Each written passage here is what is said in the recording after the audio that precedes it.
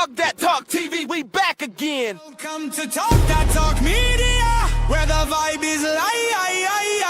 DJ and Tika are hype, keeping dreams alive. Welcome to Talk That Talk Media, where the vibe is live. DJ and Tika are hype, keeping dreams alive. Bringing you reactions, reviews and slick recaps. Join the conversation, no time for mishaps. Trends will uncover, every beat devoured with fresh insights and energy will never tire. From pop culture to the latest in the game, dive in with us. You want to stake your claim, don't forget to like, share and subscribe to Talk That Talk Media. Welcome to Talk That Talk Media. What is up, TDT crew? It's your girl, EJ. And it's Tika. And y'all already know what time it is. We are back with the Ruthless Junky Book Club. This month, we are reading Curtis Duncan, Bounty Hunter. And so far, I've enjoyed every single bit of the book. And y'all already know we got people in the building. We got the man himself, actually, as well. We got Mo69, and then we got, I think Kira's going to be coming a little bit later. But we're going to go ahead and jump into it. Go ahead and let us know in the chat if you've been reading the book and how you feeling about it so far. And I'm gonna go ahead and get everybody up. Tika, while I'm bringing the folks up, how you feeling about it so far? Well, I finally made it to chapter 30, and oh my God. Oh my God. That's all I can say. I'm still, I'm fighting the battle of reading ahead, but it is so freaking good. I don't know if you guys have gotten your book yet, but you need to. If you haven't done so, go to cousincurtis.com, CUZZIN Curtis.com, and get your copy. I'm telling you, and I'm pretty sure I'll go back and read this again. And when the Audible comes out, I'll listen to it. But at the end of the day, girl, this book is so good. I'm still excited about it from day one up until now. Hey, that's what's up. I concur. I agree. Mo, what up? Muted. Hey y'all, look, I finally can hear me. How you doing? I'm good. How you feeling about the book so far? Yeah, the heat gonna turn up. I got to 31. I was reading. I said, "Whoops!" She said 30. I know, right? Y'all already know what I did, so I'm sorry. I couldn't help it. What up, bitch? Stevens in the building, aka Cousin Curtis. You on mute, boo boo. You on mute. There you go. What about y'all hear me? Yes. Yep, now. All right, cool. Tika, talk, because I couldn't hear you say anything. You can't hear me now? You had to go in and go back out. Oh, like, see, he know the rules. He know the rules in regular. And this my StreamYard, but I'm gonna go out and come back in. I'm going out and I'm gonna come back in. She said she gonna go out and come back in. Go out and come back in. Dang. Go out, Tika, and come back in. Listen, I have enjoyed this book thus far. I ain't gonna lie to y'all. I'm sorry. I apologize in advance because y'all know I can't hold the secret when it comes to this right here. I read it. I read the rest of it. I didn't read it initially, y'all, so that's a good thing. I waited till we got to like close to the last part, and I was like, you know what? It ain't gonna hurt nobody. Go ahead and finish up the rest of it. Because I was locked and loaded. Like I'm sorry, but when I got to 30, I could not. I just said bump it. I even text Ben. I'm like, look, I can't stop. I'm finna. Like I was trying to get some moral support to just say, go ahead and do it. That's right. Like, I said, go ahead, go. I said, go. Yeah. She hit me up. She said, dog, I can't. I gotta read the rest of this thing. I said, go ahead. I said, all right, but you gotta make sure that we ain't jumping ahead. And then we kind of, it was on a little interview that we did the other day, and we kind of. Can you hear me now? I can hear you. I can hear you now. So we kind of gave Tika like okay. We weren't trying. EJ kind of messed up a little it. bit. I did that. That was my bad. I'm sorry. But she didn't mess it up too bad because just the little things that she said still didn't describe how everything actually played out. But Yeah. it did pique my interest to hurry up and go ahead and finish reading, the remainder of the chapters that I needed to read. So Right. yeah, y'all got me Yes. though. Y'all got me. Okay, that part. But listen, I love the book. I love the entire book. I know it's a lot of people out there that have also read it. Look, Deborah says she already read it. Lori Mayo, they already finished it. So it's a lot of people that already finished it.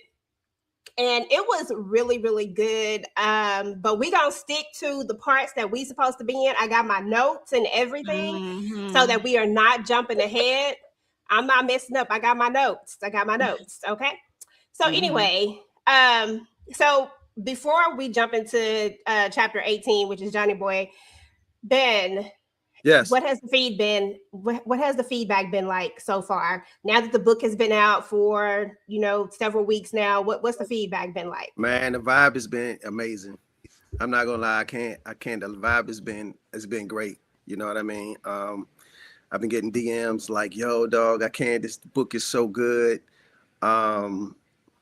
And so it was like, "Yo, I got to turn this thing into a movie or a TV show." I get that all the time. You know what I'm saying? So the vibe has been incredible. So I'm excited about it. I'm excited for it to really get to, in the hands of the masses. So yeah, absolutely. Yep. I think that today, real talk, I had to go back and listen to my chapters again because I wanted to make sure that I was staying on point, and that I was prepared. And I was sitting there I said, man, this really is a damn movie. Like I was like sitting up there imagining the whole thing. So with that being said, because I am extra a little bit, next week when we finish up the rest of this, I got a homework assignment for everybody. I need y'all we're going to put a cast together for this movie. Let's do that. That'll be fun. That'll be fun. Who y'all think is going to be Maya? Who y'all think is going to be Santana? Who y'all think could play Wimbush, the Attorney General? Just everybody. Johnny Boy, Simeon. We already got two people, so we know we can't change them up. We got Nevada and Cousin Curtis, so they get to stay. Yeah.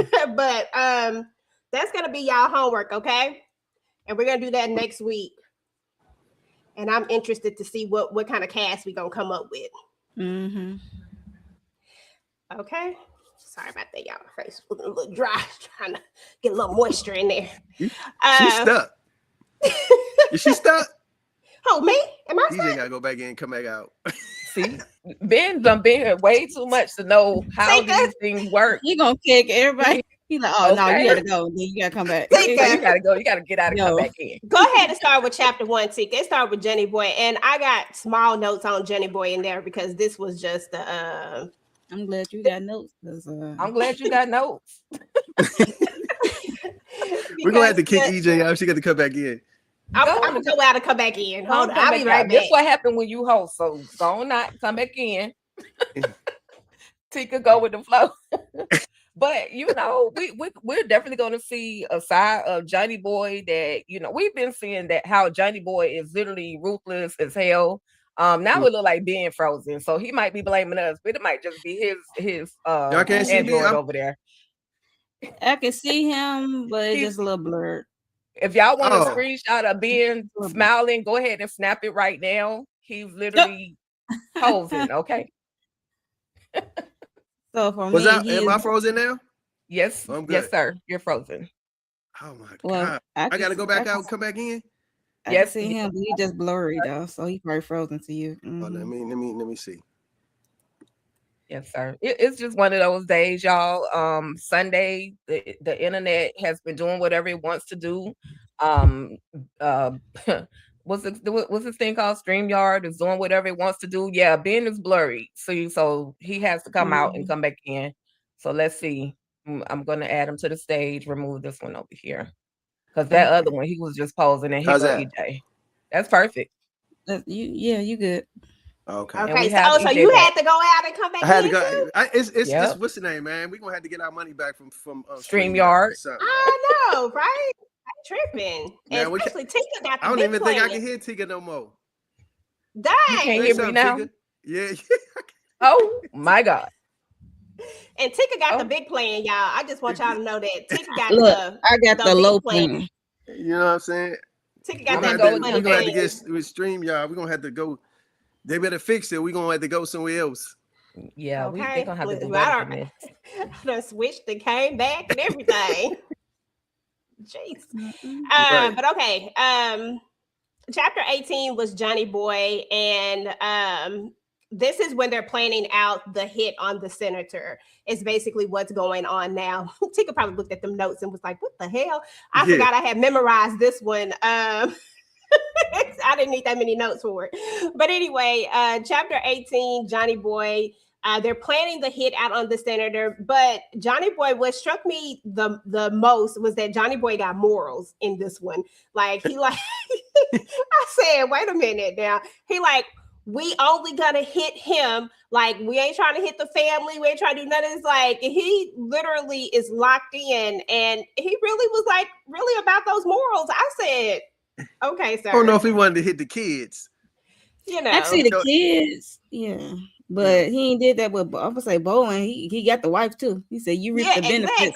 Exactly. So you got to go too. Yeah. I just think I think at that particular moment, I don't think he wanted to leave any loose ends. Let's say that with Bowen's wife.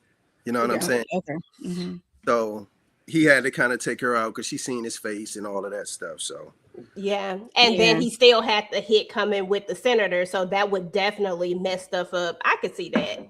Yeah. If we thinking strategically about it, but it just tripped me out that I was like, what?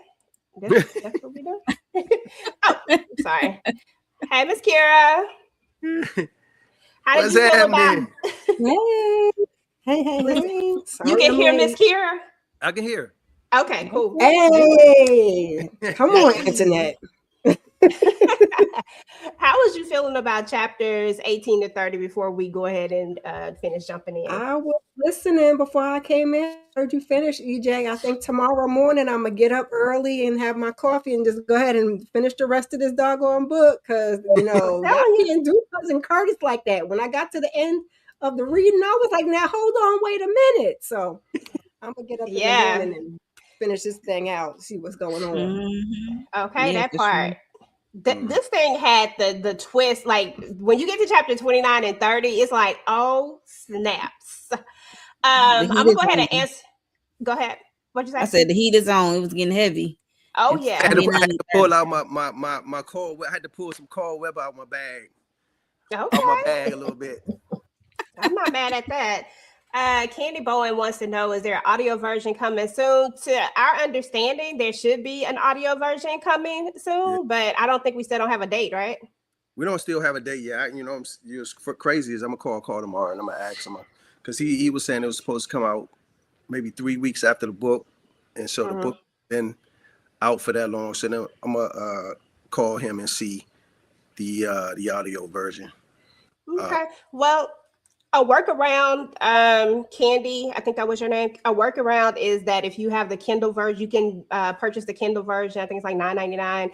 And you can, if you have an iPhone, I use iPhone, but I think you can use anything because I'll use an Alexa. But anyway, you just use your Alexa app and you can use iPhone. You don't have to be Alexa. Well, I'm talking about for the right voice, because I can't stand that little Siri voice. I couldn't get my voice to change. I tried. She wouldn't change. She's just weird. So I use Alexa because her voice sounds better than Siri voice. So that's just my personal preference, but you can use either or. It's the Kindle Assistant Reader is inside of your Kindle app, and it'll read it out loud for you. But if you just want a better experience, then go use Alexa, because Siri tripping. Mm-hmm.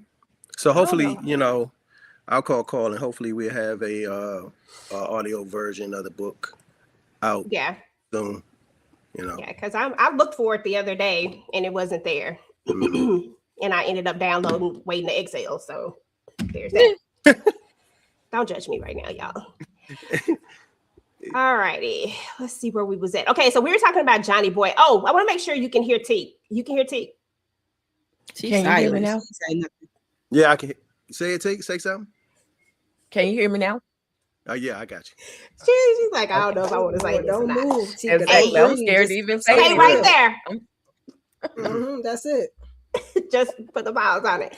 Right. Okay, y'all. So we were talking about chapter 18 and how Johnny Boy is planning out this hit and how he low-key tried to have like a little bit of morals when it came to planning this particular hit out, only wanting to hit the senator, making sure that there were no other casualties, things like that. I mean, he was very, very specific about it. And that's really what the entire chapter 18 was about, was them planning out how they gonna take care of this man, putting the hit out on him, because Johnny Boy's still mad, and I'm still mad for Johnny Boy at this moment, because I still feel like the morals of the senator, the attorney, like they all jacked up. Like y'all was all in cahoots, and now he got to take the fall for it, and now he gets to look like the bad guy because of some stuff that y'all did, when he could have just been a regular criminal instead of having to, you know what I'm saying? Like, come on. I don't understand. Like even in that chapter, he said something like, you know, we've been in partnership for like 6 years, and he forgot, he forgot that, I did this for him. I did this for him. I took cats out for him. So for him able to be in office, so he felt a certain way for sure about the senator and the attorney general. Yeah. And I don't blame him though, because shoot, those jokers is for the streets. Seriously. All right, but we just got to move on past because that's literally what chapter 18 was about. Does anybody else have anything else to say about Johnny Boy and him planning out this hit on the senator? Yeah, absolutely. The plan was, damn, like, didn't see a lot of what happened coming. Very meticulous on how he was going to move. Everybody was strategically placed in their respective locations to make this hit happen. We'll find out later on what actually happens, but yeah, everything, the planning process was literally perfect. But that goes to show you never know what's going to happen that could cause one little plan to kind of crumble. So yeah, Johnny Boy ain't gonna be too happy, but I loved it. I loved the whole process. Okay, and then we got to talk about the next chapter, which we talk about Simeon. Simeon is the tech guy. Simeon is like your Nevada, but I mean they both got mad skills. Like I wouldn't mind having Simeon on my team too. You know what I'm saying? Simeon, he know what he's doing, and he was really, really locked in. And when we get to Simeon's chapter, he's really painting this picture for us of the whole setup. And then that's when we learn that the hitman I believe his name is Drexel, if I'm not mistaken. We get him, who's the hitman. He's dressed up like the homeless person going into the thing so nobody notices anything. We got Wimbush, who was just out here acting like it's just another day in politics. And I think that's what it is for me, y'all. Like, it's the audacity of you acting like the attorney general didn't just get popped and you just gonna be out here. They told you to go lay low, but you gonna go do this anyway. So that was like one of my biggest things. And then when they paint the picture of how he acted, like he was just, I guess I shouldn't be surprised. He was a straight up politician. The fake stuff just enough to paint a certain picture, not too much, not too far, but just enough. Like he's been doing this for so long that he has what down packed of what politicians have to do in order to not go too far, but not, but also be likable, all the things. Like he really has this thing down packed. And then we get to a point where, he's going to do his thing and then he's coming out and one of the security guards are going to see the flicker of the flash. And that's how he's going to know that Drexel is up there. And that's how they're going to end up saving the senator. But they was about to take the senator out. The senator was about to get popped, like popped. But instead it goes through the car. And I ain't gonna lie, y'all, I thought they was about to say it was about to hit this baby. That's what I literally thought was gonna happen. I was like, I thought one of the kids got hit. I said, Okay, so listen, let's talk about it. Kira, I'm gonna start with you. Like, what was your thoughts just reading that chapter?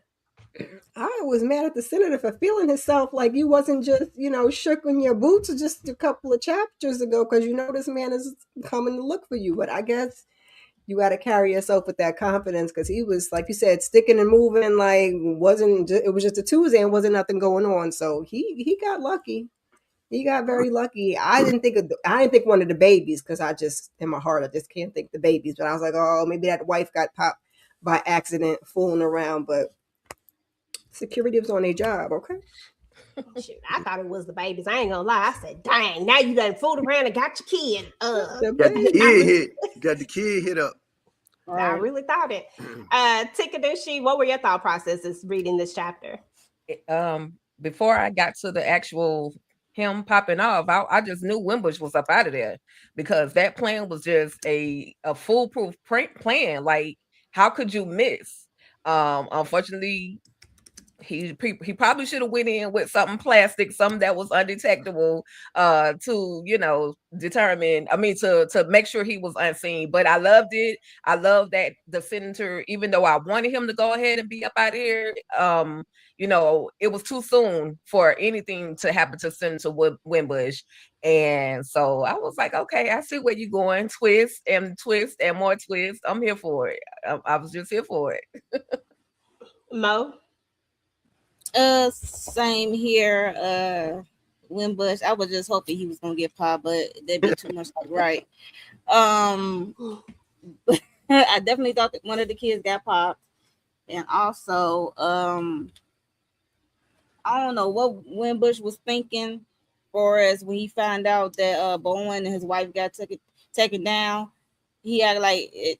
Everything is like regular business as usual. It's like regular politics that like nobody out here trying to unalive you. Like, what are we doing? He didn't want to go to the safe house.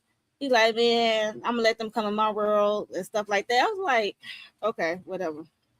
Okay, because that's all you really could say at the end of the day. Like, sir, like, what are you even thinking? I guess, what did you not remember that you were the one with the AG over there in them corners whispering and doing all the things and coming up with all these different plans and the shenanigans? Like, y'all are a team at this point, so you don't think that he has been plotting and planning? Not to mention, he called you and let you know Yes. what it was. The way I would have been watching my back at every turn. Ain't no way I would have ever had my family out and about. Even if I'm gonna go out here and act like a Billy Badass, my family wouldn't have never been out there. And that's real talk. That part. Yeah. Definitely have to move. And didn't the AG sell him down the river talking about it wasn't me, it was him. Get him, Yeah. save me, save my family. Like, what? It's funny. Go I ahead. think my mindset in this chapter, right, when I was kind of writing this one, was what I really wanted to do is really show people how smart Simeon was, and as far as the tech side, but also really show how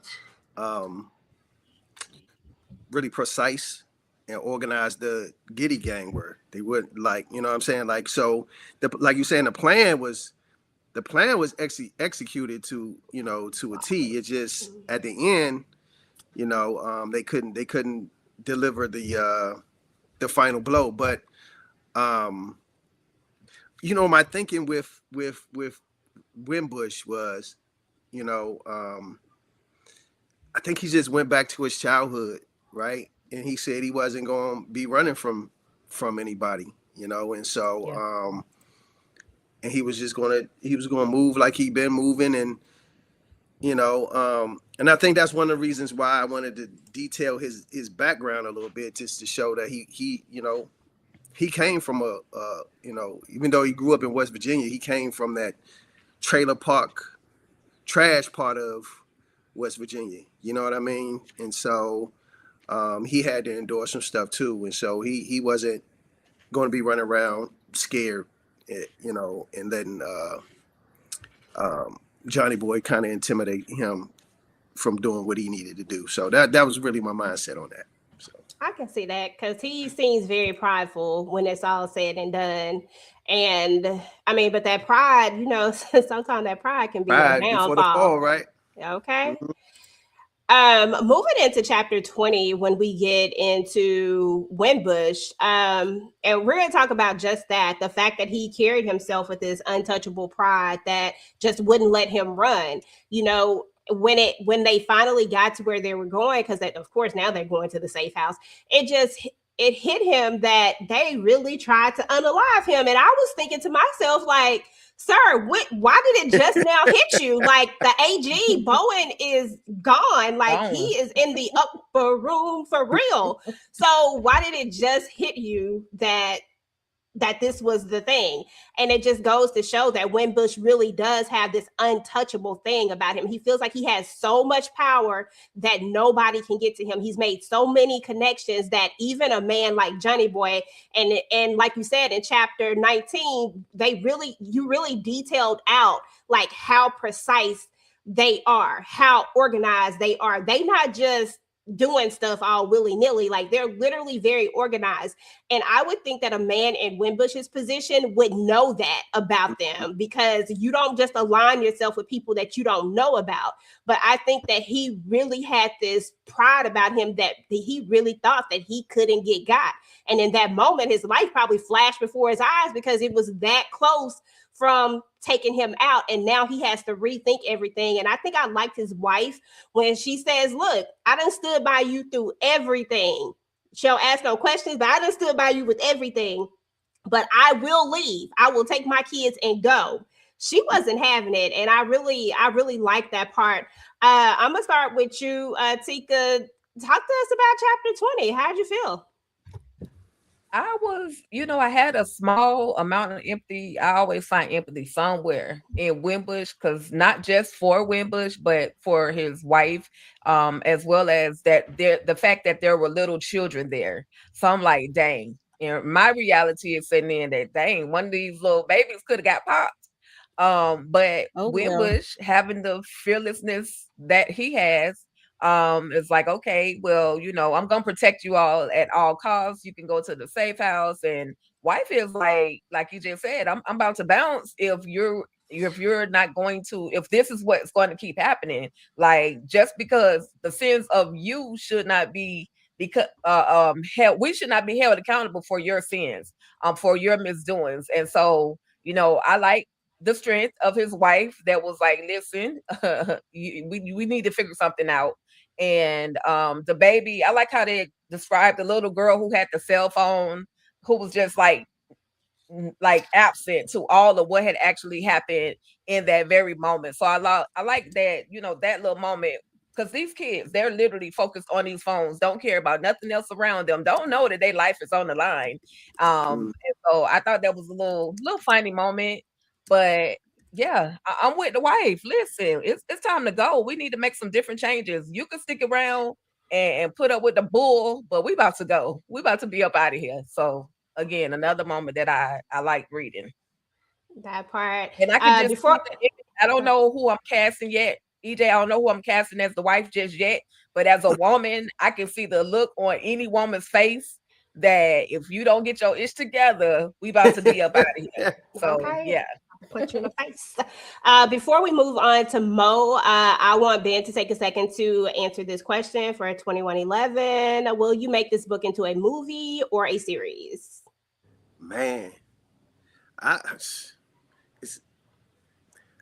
would say a movie, but it's for me, it's whatever the fans want, to be honest.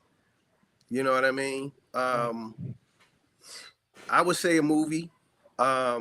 But then we can also do like a limited series type thing where you can do four episodes. You know what I'm saying? So I don't know. I would like a movie, because I'm, I always think big. I'm thinking we need to go to the theaters with this. So, you know what I'm saying? But it's whatever the fans really want, to be honest. Listen, Ben, I got an answer for that. The more books people buy, the more the demand will be a great thing. So the more of the demand, the more people will want to see it, and that'll give the opportunity, the means, the whatever, to get either a movie or a series made. So y'all go get y'all books at cousincurtis.com.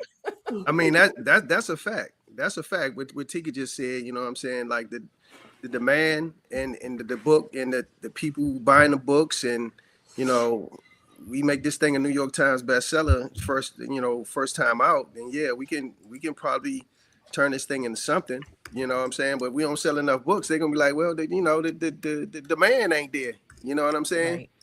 Yeah. So but what you're saying is absolutely correct. Okay. The movie That theater part. would be great, but the series, I feel like you can get more with the series because if you do, like you said, a 4 limited series and you can get like 45 minutes, that's going to be longer than a movie. You're not going to have a 4-hour movie, but you could have almost 4 hours with the limited series. It's like, since can we do both? That Can part. we do both? Right. I, Can we I start like off with the movie and then the series?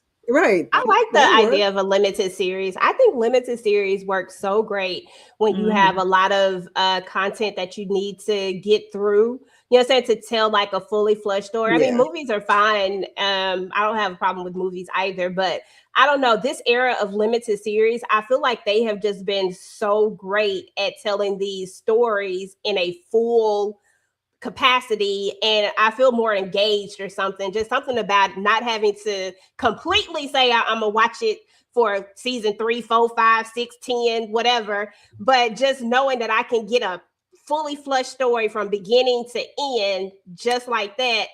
I love that because I like to know what's gonna happen in the end. Like I like to know what happens, like how it ends. So I love the idea of limited series. I think they're so great. But either way, I'll be here for it no matter what. So like Tika said, go ahead and get this book. That's Go ahead and make it a New York Times bestseller so that we can even, so we can see how this is going to move because I think it would be awesome. I've already played it out of my head. That's why next week, if you weren't here, we will be putting this cast together for this movie or limited series, whichever one or both. Who knows? Whichever. Listen, we gonna manifest it though. We're gonna manifest. That's true. But like you're saying, I wouldn't mind doing a limited series for sure. Give you about a good four episodes. You know what I mean? Yeah, I think 4 episodes would be perfect to play the whole story out. I think it would be perfect. I'm gonna come over here to you, Miss Kier. We were talking about chapter 20, talking about the wife and Winbush finally getting scared all of a sudden, thinking that he was untouchable. I'm with Tika. I love the way the wife stood on business and, mama cubbed them kids and the way the girl was gripping that cell phone for dear life. And the son was like, Dad, who is that? What's going on? This is what happens when, you deal with bad people. But I feel like you could get out there and strut and be confident and all of that, but like protect the babies and the wife. The baby and the wife didn't have to be out there while you was, beating your chest saying you're not scared. Let them, have their shelter. That's my opinion. Let them be safe. And let's give them a heads up. Like you got them in danger. She don't know what's going on, and you know what you did, and you know what happened to Bowen. Slap him in the back of the head.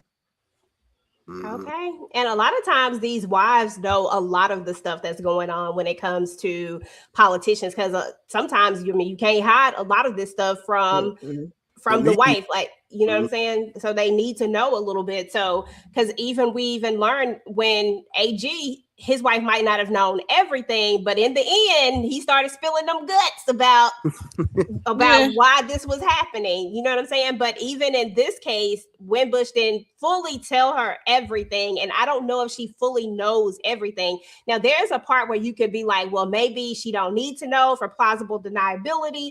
And that's legally because y'all know I ain't trying to go to nobody's jail. So that's what I'm thinking about. But she do need to know, that you're in danger. Like, get out of here. Like, that we're in danger. Yeah, that particular portion of it. So that's enough for me. You don't got to go in detail. Say less. Exactly. I'm out. Unless I know be that. out here. I remember, like, it's a story in the Bible where I think I don't know what his name was, but the Israelites went to war, right, and they end up losing the war because God told them don't do a specific thing, right, and so they go back and they're like, yo, what happened? And the dude did something that they wasn't supposed to do, or he took something or hid something or took something that they wasn't supposed to do, right? And that ended up getting his whole entire family killed because he did one thing that he wasn't supposed to do. You know what I'm saying? And so I kind of this whole situation, with Winbush, it's like your whole family, like you almost got your whole family hit up on some stuff that you did that you wasn't supposed to do. Right. You know. Yep. So Yep. Yep, and still don't want to. I don't know. I just despise Winbush character. He just irks my soul so much. He's But very his wife hard-headed. even, yeah, very much so. So, his wife does end up like chunking deuces eventually. So, she was just she wasn't finna do it. She said she gonna go over there with her family because she didn't have time to play these games with him. Let me see if there was anything else that I wanted to point out in this chapter. I don't think so. I did want to say one last thing because it really irked my soul that Winbush cared so much and like his family was so much more important than the whole program. Like all of a sudden now everything is in now all of a sudden I need to care about the safety of everybody else, but you were the one that was doing all these things. Like you were the one that was wrong. You actually started this when you tried to take Johnny Boy out because in reality y'all could have kept doing the dirt with him and nobody's lives would have been in danger. Y'all literally were in danger because y'all were greedy and y'all went against the program that you started. So I don't know. I just have a hard time finding even that ounce of empathy for him, but I do like his wife. Chapter 21, we get into Johnny Boy, and Johnny Boy, listen, all I can say is this. Johnny Boy runs a tight ship. Don't be messing up because if you mess up, stuff happened to you over in Johnny Boy camp. Don't mess up. I don't understand why Drexel didn't go. I can't work for somebody that I don't know what they gonna do next. And I'm pretty sure he has to have a reputation of the type of stuff that he's going to do. Why you still the way I would have skedaddled my stuff ain't no way. I would still be trying if I could. Look, I have a Right? second attempt. Either No, trying you're gonna or have to going come somewhere to find me. hide.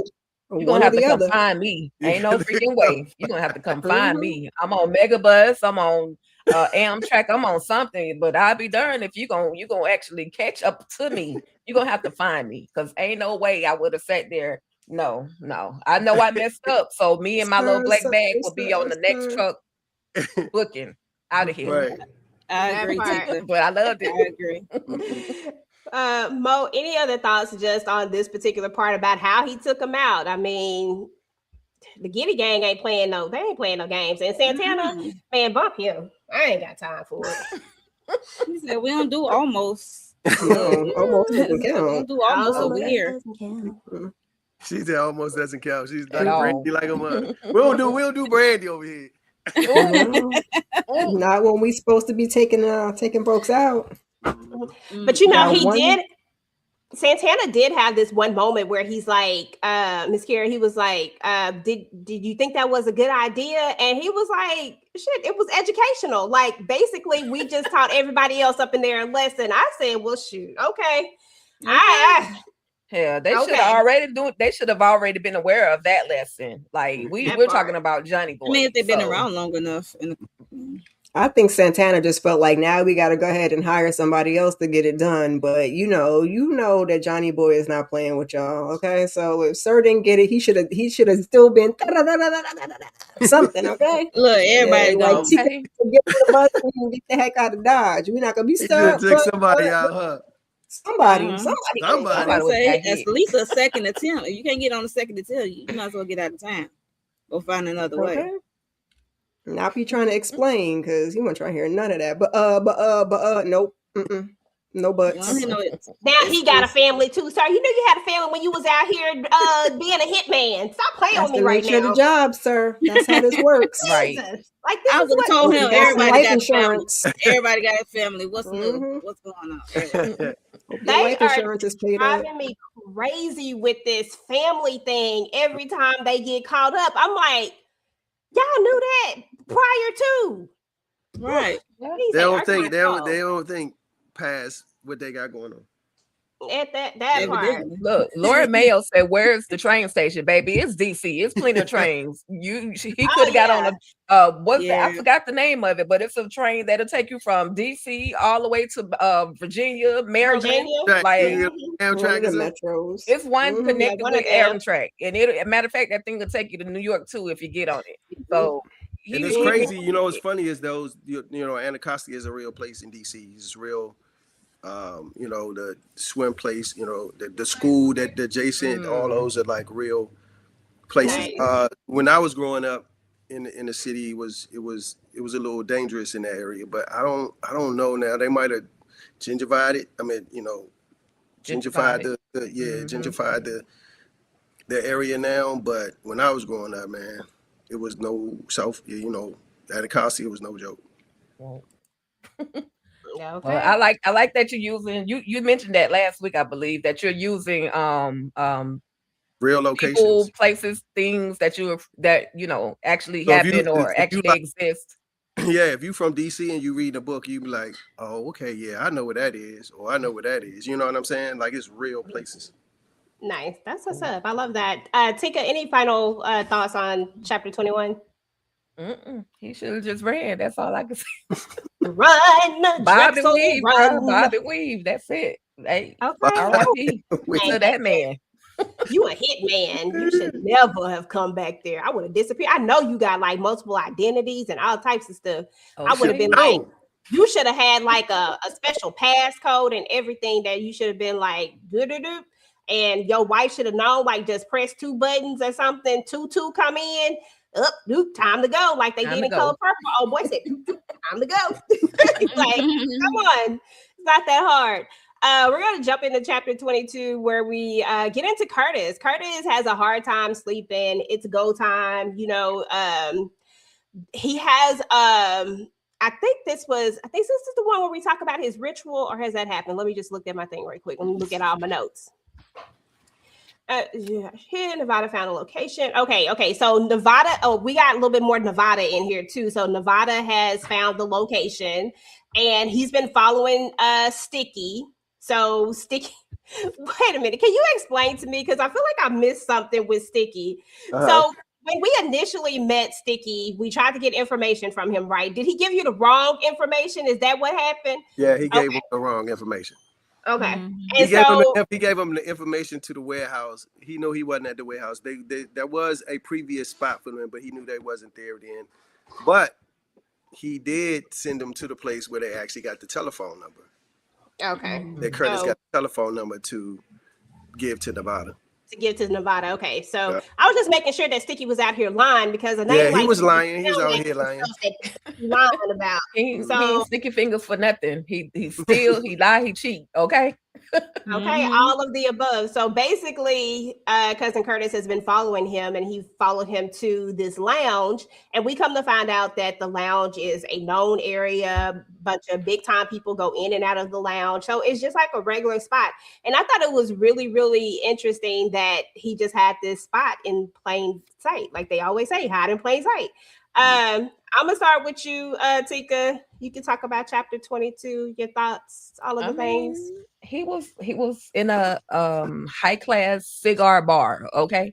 And it was a place not expected to be high in crime because like you said, EJ, a lot of the political arena, you know, did their thing over there. A lot of, you know, known people spent a lot of time in there. So I mean, what else can you say? Hide literally in plain sight. Like, what else can you say? And then Curtis was extremely smart. You know, he went in, played the role, went in, you know, got a little footage, you know, took a few pictures. You know, he was able to capture that Sticky Fingers had, you know, been let into the back area by a button that was on the side of the bar that the bartender pressed the button. You know, he got a lot of very important information. Now, in my mind, I'm thinking, now, how the hell Curtis think he gonna get back there in the middle of all the shenanigans that's probably back there? But you know, we'll see later on how that part actually plays out. But I was like, okay, of course, we know he's a bounty hunter. He's gonna be observant. So, you know, I was just looking. I enjoyed catching on to the bits of details that Curtis caught too. Because in my mind, I'm looking all I see is dudes smoking, got the cigars, got their little Hennessy, got their Uncle Nearest, all the drinks, it's a whole bar, lounge, cigar type vibe for me. So I was like, okay. And then in the beginning, for the women who need a little bit of a visual, Cousin Curtis was listening to some Kenny Lattimore. That's all I got to say. Okay. Yeah, can't forget that part. You know, it's funny. Like when I was thinking about that chapter, right? And like you said, I was like, man, how is he going to get back? Like, how's he going to get back there? You know what I'm saying? Because it's right. Back there is a lot. It's dangerous back there. But the concept came from it's this thing called. It's a lounge called the Red Phone. You heard of something called the Red Phone? A lounge called the Red Phone. It's in Texas. It's in Atlanta. I think it's in Miami. And it's like this. It's like on the street. It's a booth, right? It's like a telephone booth on the street. But inside, like you have to know the code or know some kind of code. You pick up the phone. You press the code. And it opens the door. And inside the booth, behind the door, is like this big ass lounge. It's a big cigar lounge, and it's a big like a speakeasy per se, right behind this red booth. But if you was just walking past it and you didn't know, you would just think it's a red phone or a red booth on the street. So you had no idea what it was. Wow. You know what I mean? Okay. So that was my idea of okay. And then when you go into a lounge or you go into a cigar bar, or something, you're not really trying to scope it out like, something is wrong. You're there to have a good time. So you're not really just, there thinking something is, they got some criminal organization going on behind, inside of it. But that was the mindset and the premise of. And how I really came up with that place. Love it. Nice. Love it. Tika, if you want to get the corporate membership to the Red Phone booth, you can get the corporate membership. It's $4,000. Right? It's a real thing, right? Girl, I have to go. I would literally have to go work at Magic City. I am not about to spend my whole VA check, my whole VA check on the membership. It got like 5 locations, right? It got like 5 locations. Yeah. I've seen a lot of people. I didn't know that's what it was called, but I think I know like Joseph Sikora went into a place like that before.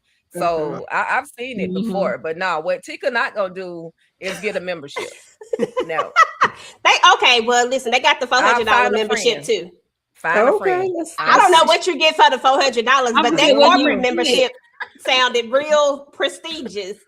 And I was like, you know what? Bump the $400 one. Let's get that $4,000. We're gonna have to take the $400 one because we'd have to work there to get that $4,000 one. I'd be like, are you hiring? Do you need anybody to something? I know how to make drinks. A bottle girl. I know how to roll cigars. What you need me to do? It feel real exclusive. I don't know. I'll tell y'all what I think later. Listen. Chapter 22, Mo, your thought process is just, anything to add on to what Tika already said. We know that, Curtis did what needed to be done. He got up there, scoped the place out, low key. I was a little worried when he started pulling that phone out and started recording. I said, now, wait a minute. But he must have been real slick with it because he surveyed that thing quick. He was sending text messages. I should have had some. I should have had some Ray-Ban shades on. That's okay. Yeah. No, I really got nothing much to add. He scoped the scene. Ms. Kiera, anything else before we move on to chapter 23? No, he just scoped that thing quick because that'd be too much to put in my memory bank. Okay, you got to press the button behind the bar. So and so sitting over there. He came in through the back door. See, that's. Right. I forgot something, okay? So it's a good front, though. It's a good front. But that's why Curtis Duncan is America's baddest bounty hunter, okay? He's on his job. He don't fool around. That part. But yeah, I mean, to the point when Nevada was talking about it, he was like, this place got 2 power grids, which let you know that they were trying to hide something in there. Like it was just a lot. And then not only did Sticky go in there, but somebody else also went in there, which let it be known that this really is like what's back there. So I think it was a great setup the way he did it. Let's just say that the Giddy gang, they're smart. Like, and I love when you are a smart criminal. I just feel like if you're gonna be a criminal, to use your skills to the highest level. Don't be just messing around with it. Like, because sometimes, listen, y'all know it. Sometimes these popos ain't smart like that. Sometimes they always got to have somebody to tell it in order for them to figure it out. Listen, I was trying to be respectful. Everybody can be boss, okay? I should probably do an origin story on that Giddy gang, because I'm telling you, how they operate and run, bro, they can really run like a Fortune 500 company for sure. I mean, they just started doing it on the wrong side of the law. Right. Okay. Right. But that's the thing, is that a lot of times that people who are on the wrong side of the law, they're extremely smart the way they set things up. Like, I mean, of course, there have been some dumb criminals, but I'm talking about like people who really took their stuff to another level. And the only reason why they got caught is because somebody snitched. Because y'all realize that almost every time, I looked at a lot of documentaries, almost every time they get caught because somebody else told it, not because they just figured it out. Always a snitch somewhere, but it is what it is. Chapter 23, Maya. This is the meetup with Curtis. Listen, y'all, this is when we really start to realize that Maya really into Curtis. Like, she really likes him. Like, she's low-key trying not to show it, but she really, really likes this dude. Every time we get to her chapter, it's always the description of, like, she's always very, very attentive to how Curtis walks in, to his demeanor, to what like his feelings. Like, she just knows these things. And for somebody to have not been around him for how long has it been, y'all? 22 years? 22. That's interesting, to say the least, that you still remember all of these things and still can figure this person out. So, but anyway, we get them, they're going to meet up. They talk about what's going on. Curtis needs to get information. He told Maya she got to sit this one out, but she don't want to sit it out. But he said that he need her to be on the outside so that she can basically tell the story. Like, he needs somebody that's going to be able to get this story out there because she has the right connections and all the things. And I think she accepted that when he put it that way. Miss Kira, what are your thoughts on chapter 23 and Maya and, these looks she keep giving? Maya don't play around about Curtis, baby, okay? She's trying to keep it cute. She's trying to keep it classy and professional, but them inner thoughts, if we could hear them, it would be very, very spicy is what I'm feeling like. But I just like, the collaboration because, sometimes to get things done, you need somebody to tell the story, somebody on the inside, somebody on the outside. So, we linking up from back in the day and making things happen. And I was, I just thought that was a good combination for the two of them. What was the guy who is the lieutenant? What's his name? Is it Antoine? Because I think I wrote his name down. Antoine Baptiste or Baptiste? Baptiste. Okay, sorry. I just felt like I had wrote it down wrong. But yeah, Baptiste. Go ahead, Mo. I'm sorry. Needed to get my thoughts together. When it comes to Maya, I understand why Curtis don't want her to, go for it. He know her for a long time and he don't want her to get hurt, but he also got to respect that she's an investigative reporter and she gonna do what she do. Like, she always been doing this since 22 years. So however long she been doing it. So he need to understand that part. But I know she's trying to contain herself, be professional, like Miss Kara said when it comes to Curtis. Because you're right, EJ, she do be having this inner thoughts of how he dressed and how he be looking and what she gonna do. I'm like, I got guy friends. I don't be thinking none of that stuff. Right. I don't ever be thinking. I think he kind of feeling her too, though. I think he kind of feeling her too, though.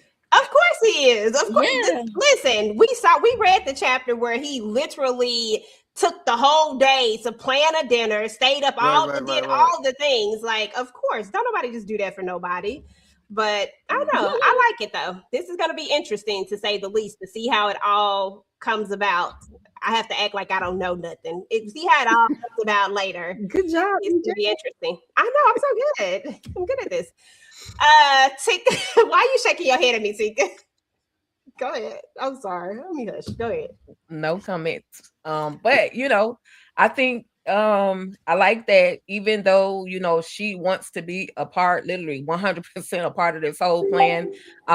She is willing to listen to him and understand that, with some defiance, with some pushback, she is willing to listen to him and understand that, this is a dangerous situation. This is something that I got to handle on my own. I appreciate you for supplying me with all of the facts and the information that I need. And I know I need 3 days. I need you to get this information to me. I like that she's willing to basically say, okay, I got you. And she has she was anxious sitting there waiting, even though he was late, pulling up late, she was like, I ain't going nowhere. I'm gonna sit right here and wait for Curtis, so that I can get, so that we can have this conversation. It was just one of those moments where, we definitely needed to see Maya at this moment. We needed her and Curtis to interact with each other, because we see that not only is Curtis and Nevada working on this plan, but Maya is working on this plan with them as well. So I liked, again, another moment I like. And we'll skedaddle on to 24, because chapter 24 is just really Curtis doing more recon, and he run into old Sticky. And Ben, why don't you go ahead and talk to us about chapter 24? What's 24? You got to remind me, what was 24? Yeah, this is when you're doing the recon and Sticky's at what kind of bar was it? Oh, it's at the restaurant. At the restaurant again. Okay. And threw the food back. Yeah, that was funny. In DC, we got these things called carry out. We had carry outs in DC, but it was like but I tried to set the scene right with the carry out, and you have the mum. It's this sauce in DC that we kind of know for. It's called mumbo sauce. And so I kind of wanted to make sure I put that in there as well, because people, people, when you read, if you're from DC and you got some chicken wings, or you got something like, you're going to put some mumbo sauce on your chicken wings. So I wanted to make sure I put that in there. Yeah, but, he followed them. They've been following them for a couple of days. So he kind of know how Sticky moves now, and he caught him in a restaurant. He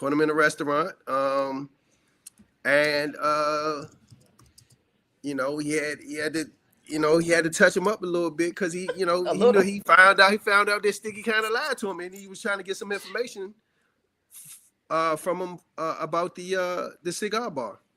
And so, Sticky was lying a little bit, and so he had to touch him up a little bit, and get the information that he felt he needed. And then, Sticky tried to kill him. You know what I'm saying? And so, Curtis had to kind of take him out. Kind of. He did. And it was the running for me. I was like, make one more block. Okay. He definitely needs to hit that wall. Every action move, you gotta have somebody chasing somebody. Right. You gotta have a chase scene in there somewhere. Mm-hmm. And it was Sticky's time. It was definitely his time. He hadn't played one too many games with Curtis, and we see Curtis don't mess around. Clearly, he got what somebody else called a 2-piece and a biscuit. He literally got laid out. Okay. And then another thing, you mentioned about the mumbo sauce being, I love that moment. That makes it even more authentic, because another project, Alice, matter of fact, they talked about the mumbo sauce. They talked about the mumbo sauce? Yeah. Okay. But now y'all got me, now y'all have me wanting to go get some mumbo sauce. It's crazy, because it's a certain type of sauce that we put on, like, chicken wings, or you go get, like, you go to the carry out or whatever, and you get, some wings, and you got to get the mumbo sauce with the wings. You know what I'm saying? Right. But it's kind of like it'll put you in the mood of like a sweet and sour sauce kind of. I gotta try it. It's kind of. I was going to say, DeMarcus been talking about some mumbo sauce for forever. DeMarcus from DC? He's from Virginia. Virginia Oh, area. okay. Yeah. Okay. He be talking about some Yeah. mambo sauce. So Yeah, so I it's gotta equivalent. try it. Basically, it's equivalent to Atlanta and their lemon pepper wings. And then Sorta. Yeah, it's the okay, sauce. It's like the mumbo sauce. It's like you got to get the sauce. You know what I'm saying? okay. I'm just It's mad in that he threw all the Chicago. wings away. I'm just mad he threw the wings and was like, I'm I out. said, You know, the wings. You know what I'm saying? You dip your fries in it. It's the equivalent. Like it does give you a sweet and sour, tangy, but it's a little bit spicier than that. You know what I'm saying? But it's a DC thing. Just like go-go music Gotcha. is a DC thing.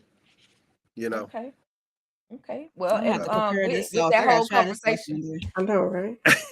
also, I mean, That's also funny with that that as Alex Cross said, it was talking about the mumbo Mhm. sauce. Yeah, Yeah. yeah, had that Mhm. but he was What putting did he his say on like about it? seafood. He was What saying he that this better be some real mumbo sauce because it's Right. like It something was that only one tastes out of something, character. right? It's one character, crazy character that kept. Bobby was- talking about Trey. the sauce It all was the Bobby time. Bobby Trey. Trey, and he was like, this better be some authentic mumbo sauce. This better be good because the food he was putting it on was like on some seafood, and then there was Seafood. another restaurant where they were doing it on the wings, and you know, he was Mhm. like, this better be some authentic mumbo sauce. Wow. This better He's be, everywhere. He you was at the know, food truck trying to get some Yeah, stuff. yeah. He can eat. He was eating. I You don't every need know. the whole time. series. Yeah. Yeah. That's a whole thing in the city. It's a whole thing, man. It's a couple things that you know is the mumbo sauce we have, and it's go-go music that we Right. have as Right. well. You know. Okay. So Okay. So I try to make it authentic as the book authentic as I possibly, Yeah. you right. know. So give us a thought. I'm gonna just kind of stall a little bit till EJ get back. Give us Mhm. a scene. I mean, we have the scene.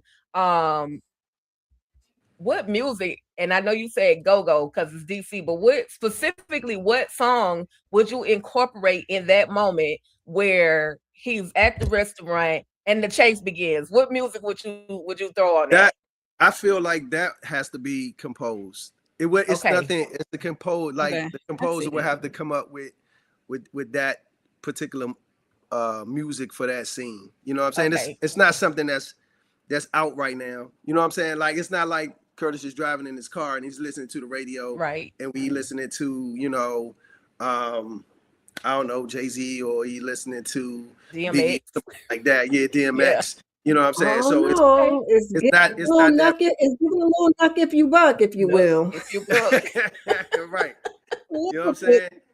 So Okay. it's that music I feel has to have to be composed. Okay. That's a composed music right there. Gotcha. Yeah, I get can see the it get the composed. composers, the scorers, get them their credit because they do some Okay. Yeah. amazing things when I it mean, comes to these different scenes. music is super important to a television show or movie because it Yes. helps set the scene. It Right. helps set the scene, but it also helps sets the mood of Right. that particular scene, right? Right. So music is important. You know, whether you're going into something dangerous, then you gotta feel it through the music. You know, Right. so Okay. yeah.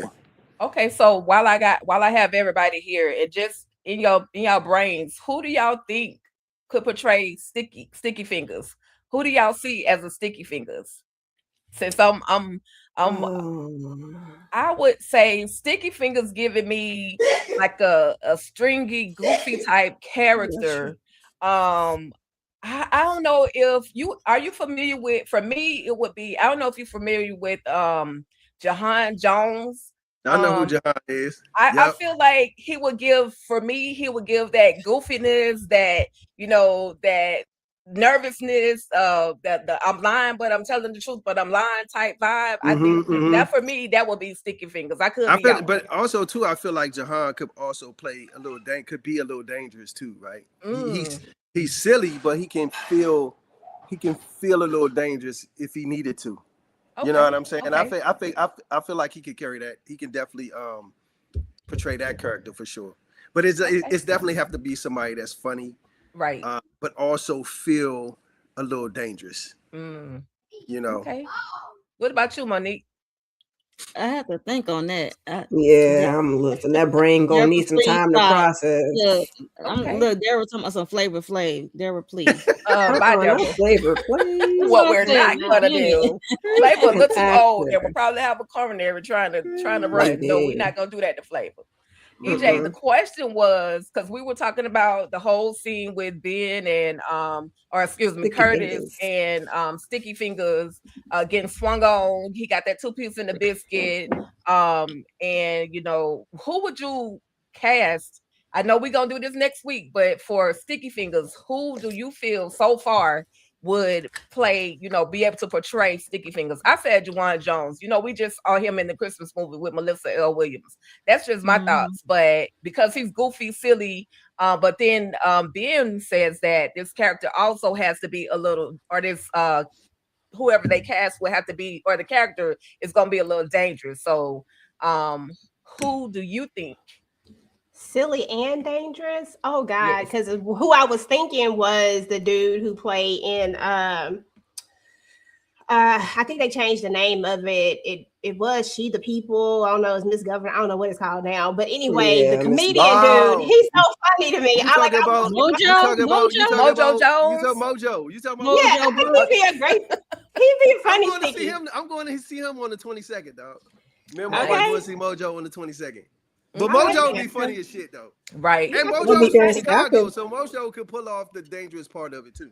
Yeah, okay. I was gonna say I can do the comedy. It's the dangerous part I'm having a hard time coming up with. Because like D-Ray would be funny too. D-Ray, yep. You know, I don't know if he can give you the other side. Anybody, any of them comics that's from Chicago, or because they know that got to be a height they requirement. know that dangerous world too. You know what I'm saying?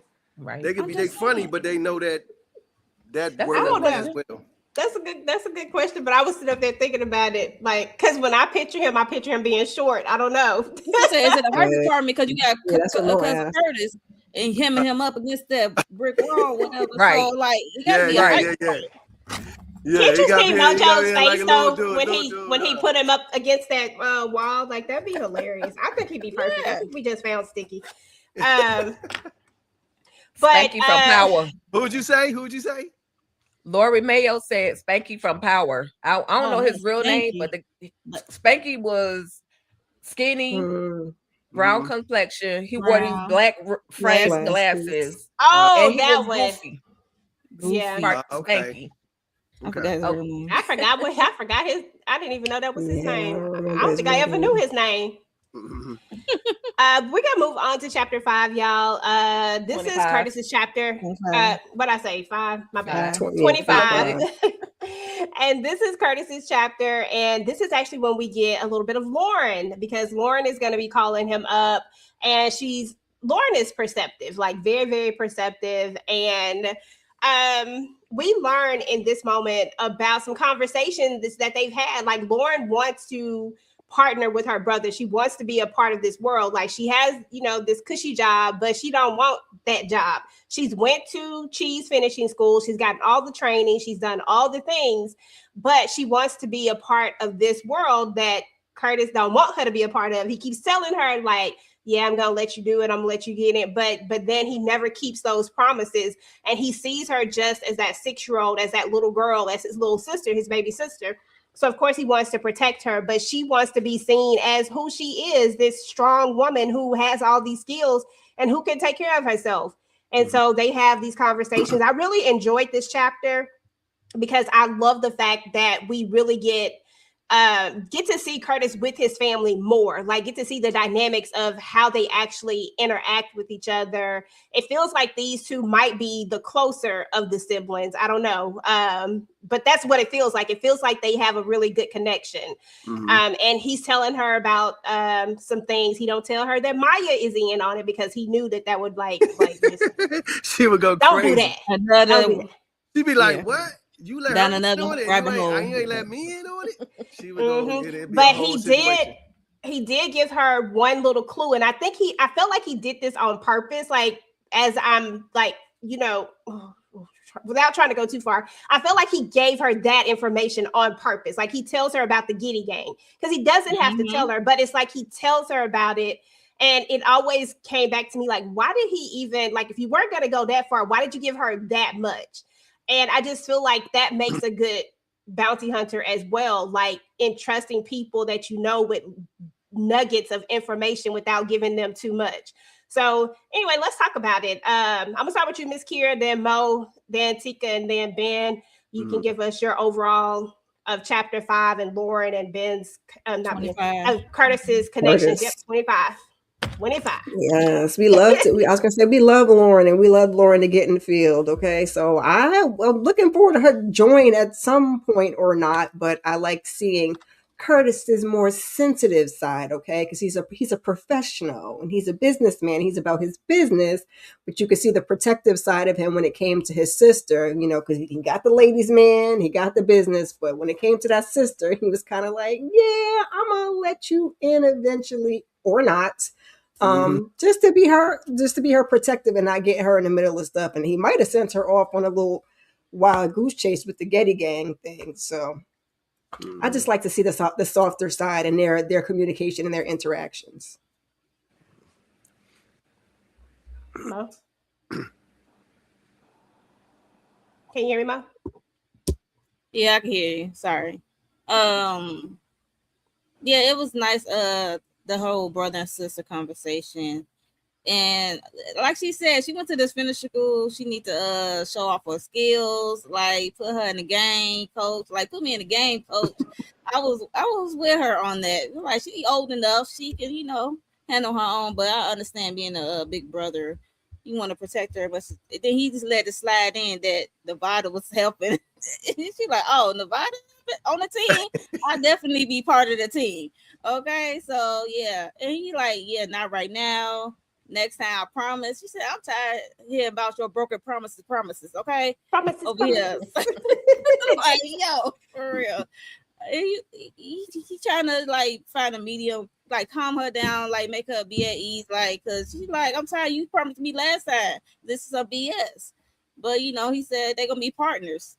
He said, let me do this. Let me take care of the Giddy Gang, and we're gonna be partners. I promise. So she said she's gonna hold you to your promise.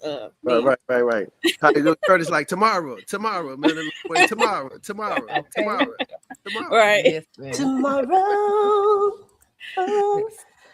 I love the relationship. I love the relationship that Curtis has with Lauren.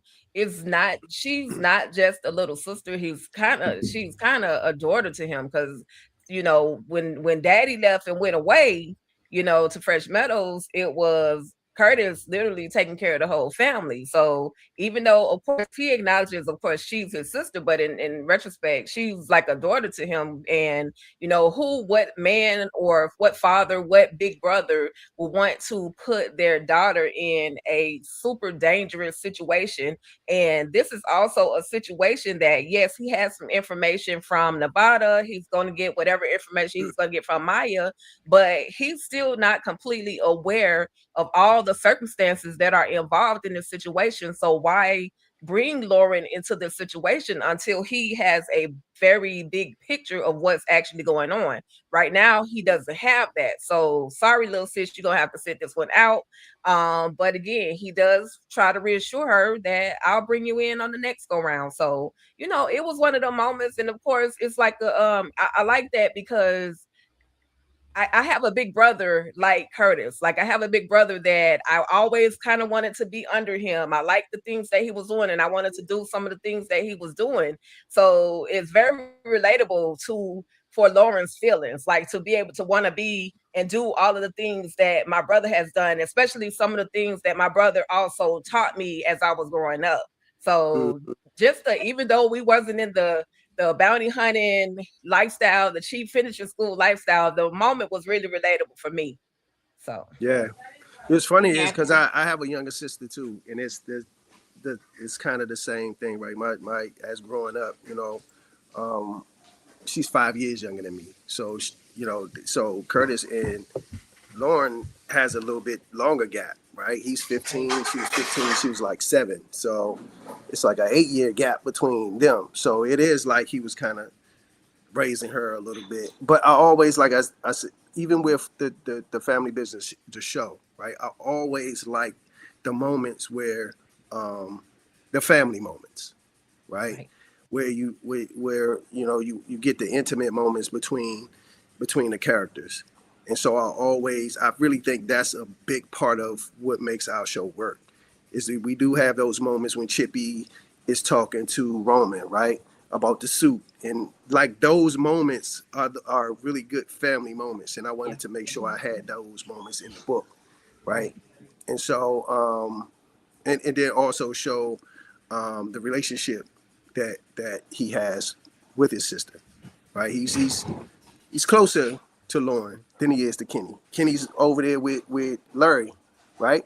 And so we gotta talk about that relationship. I don't know how strong Curtis and Larry's relationship is.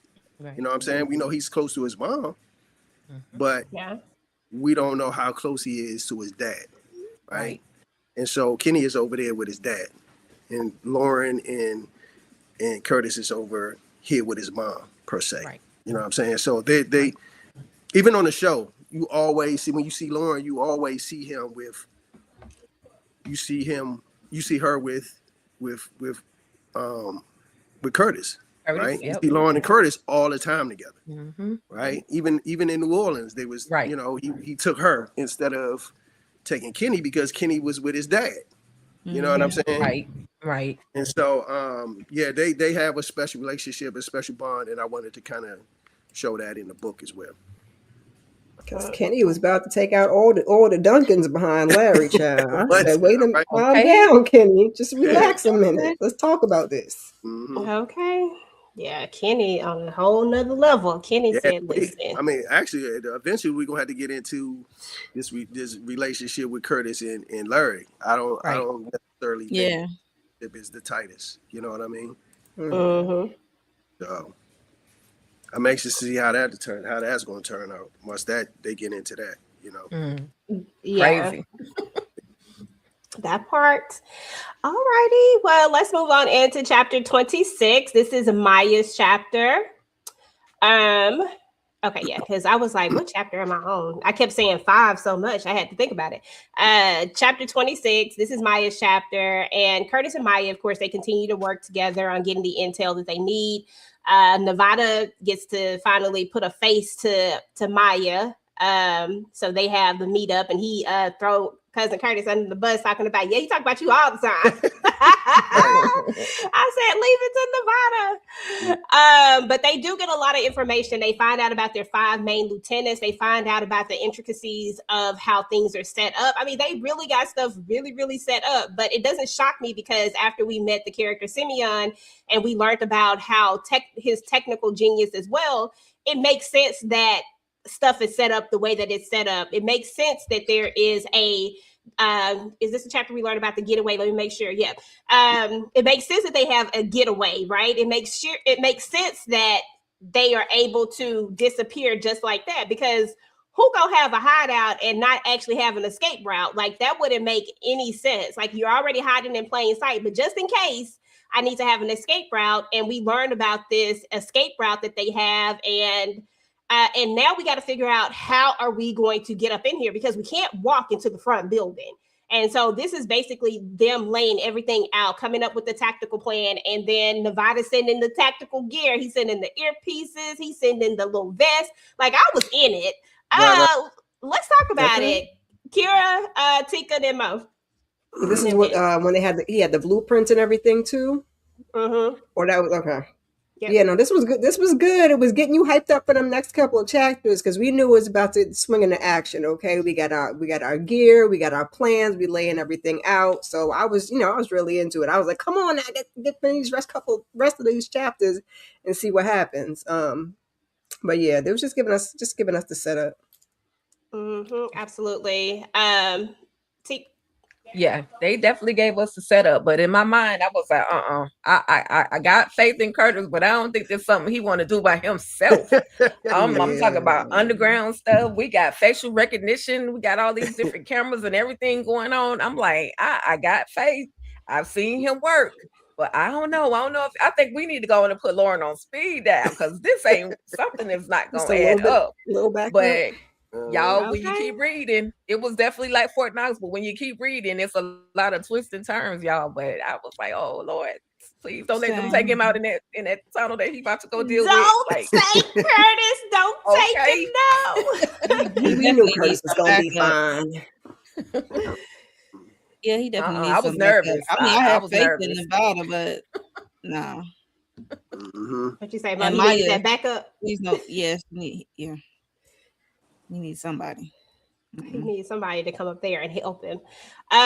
We get into chapter 27, which is basically, this is what I was talking about earlier, and this was actually this chapter, but Curtis has a little ritual that he does when he's getting ready to go into battle, when he's getting ready to go into the things, and the way that he's making sure everything is together, the way he's making sure that his blickies are working and that he has everything in line. Like, to be honest, like the Giddy Gang, they're pretty precise, but Cousin Curtis, the bounty hunter, was pretty precise too. Like, he's not going up in there unprepared. And then we also learned that he calls Ray and tells him about the whole plan and tells him it's a go, yada, yada, yada. Yeah, he did all that. I'm sorry. Ray was working my nerves somewhere down the line. Ben, let's talk about chapter 27. Tell us more about the ritual. What was your thought process when you were, because it makes sense that a bounty hunter would have a ritual, I would think. I mean, I think, honestly, coming from an athletic background and playing sports, I think any athlete, before they get ready to play a game, has a ritual. Like, for some reason, I would always take a shower before I go play. Like, I don't know what it did. It just maybe relaxed a little bit. Maybe I felt clean. You know what I'm saying? Like, even you wear your socks a certain way, or you wear your jerseys, or you might wear wear t-shirts underneath their jerseys. It's just like, for me, that's my mindset was, okay, it's like an athlete get ready to go and go play a game, or somebody going into battle, like what his ritual would be, you know what I'm saying, and making sure all his stuff is working correctly, and is making sure he took the shower, you know what I'm saying, Right. just kind of relax, and it's like, even as an athlete, right, it's like you feel good, play good, is what they say. You feel good, look good, you play good, you know what I'm saying. So it's kind of the same thing, you know what I'm saying, going into battle, you want to make sure he look good, feel good, and play good. So Oh Lord. Well, we're going to move right on into chapter 28, because chapter 28 is where we get into Senator Winbush. And of course, Raynard has called Senator Winbush, told him what the plan is and all the stuff. And now the senator is realizing, like, listen, like, all the stuff that I've done, all the money, the this, the that, is come at this high cost. Like, he acted like a man that has these that has, what's the word I'm looking for? That really Something to lose. is it worth it? Like, yeah, like thinking, is it worth it now? Is it worth everything that I, you know what I'm saying?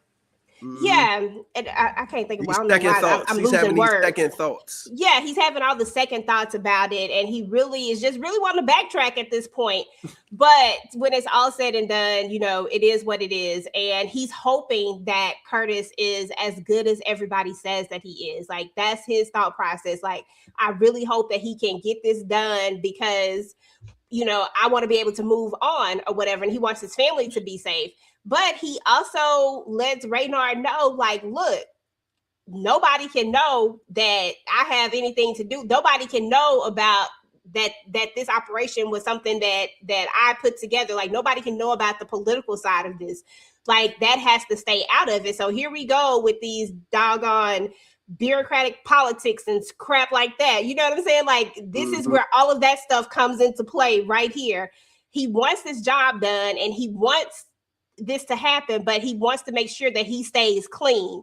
And I think right then and there, it's like, dang, like, did you expect for people to just go in and do something and never ever question. Because my question has always been, dude, you are so dirty. Reynard, are you gonna like look into why he wants this? Like, you just not gonna ask no questions? Are you just want to get Johnny Boy so bad that we're not going to ask any questions as to why he would want to get rid of Bowen, why he would want to get rid of Wimbush? Like, where are the questions at? It was irritating me so bad. Where's he getting $1 million from? Exactly. I had so many questions, and I was so upset with the character Reynard because I felt like he wasn't asking any of the hard questions. You're just doing stuff, but you're not asking anything. And I felt like that was putting Curtis in a direct harm, because he wasn't doing what he was supposed to do, and it was just irritating me. Let me know what y'all thought, because this is a chapter where I really got irritated with him. I just want him to get popped. You just want him to get popped? I wanted violence. Yeah, I'm like, yeah, he need to go. I feel you on that. Anything else besides he need to go? Who you talking about? Wimbush? Yeah, Wimbush. Yeah, Wimbush. Yes. He need to get popped. But if you think about it, or tortured. If you think about it, and I don't want to give anything away, but he's kind of strategic too. You know what I'm saying? Yeah, Wimbush is.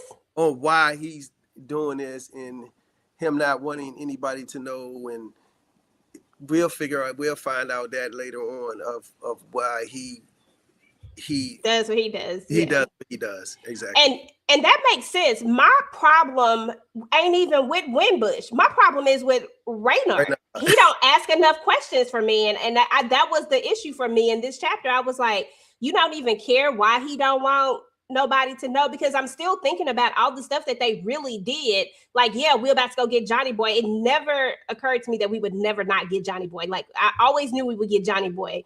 But why?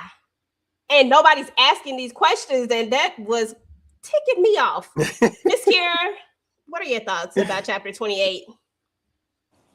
I'm with Mo. I was ready for people to go. Like, we were rolling into the action the chapter before and setting our plan into action and taking our shower and getting ready. Let's just take these people out and move past it, okay? Let's just bring it on home. That's where my head was at. What you say? Let's go. Let's get into it. Yeah, like, let's get into it. That's it. That's all. Take thoughts. Yeah. Okay. So EJ kind of grazed over this. Quit playing with me, EJ. You know how I am. I'm gonna say what I feel. I just got to go back to 27 real quick about that whole shower scene. It was just giving I Am Legend Will Smith when he was, he had to take a shot. It's we grown over here. Quit playing. But it was just that moment. It was just that moment. Okay, so then again with Wimbush, it kind of solidified, or it kind of clarified to me that he didn't just pick Curtis. Like, he didn't know him, so he was recommended to him. So in the beginning, because I don't know if y'all remember two sessions ago where I was like, why would Wimbush pick Curtis? But then it's kind of clear that no, he was recommended by Reynard. So that clarified that moment for me. But again, I'm just at this point 28, 29, I'm still nervous for Curtis, because like, what is about to go down?